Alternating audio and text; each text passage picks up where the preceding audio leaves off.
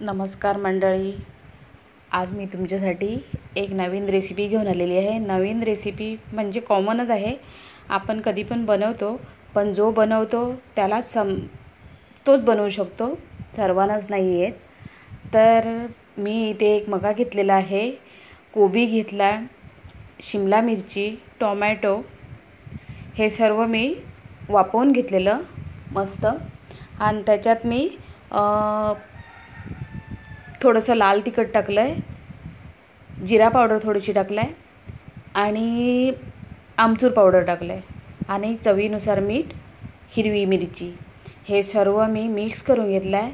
आणि बाइंडिंगसाठी मी त्याच्यात थोडंसं तांदळाचं पीठ, थोडंसं म्हणजे 2-3 चमचे आणि 2-3 चमचे बेसन असं घालून चवीनुसार मीठ घालून मी हे मिक्स करून घेतलेलं आहे। काळी मिरी पावडर टाकलेली आहे आणि आपले धणा पावडर टाकलेली आहे।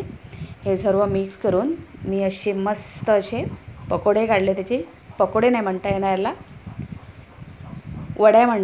वड्या म्हणू शकता। आता तुम्ही काय म्हणतात मला माहिती नाही, पण मी ह्याला कटलेस म्हणाले, कटलेसच आहे ते हे। आणि मस्त असे मी बनवले आहेत आणि माझ्या मुलाला छान असे आवडले, त्याने खूप आवडीने खाल्ले, जास्त वेळ पण लागला नाही। जर तुम्हाला आवडलं असेल तर माझ्या चॅनलला लाईक, सबस्क्राईब, शेअर करा आणि रेसिपी आवडली असेल तर आणि अशी रेसिपी करून बघा तुम्ही, तुमच्या मुलांना पण आवडेल, मोठ्यांना पण आवडेल आणि जास्त तिखट पण नाही आहे। करा, खावा आणि माझ्या चॅनलला लाईक, शेअर, सबस्क्राईब करा। धन्यवाद।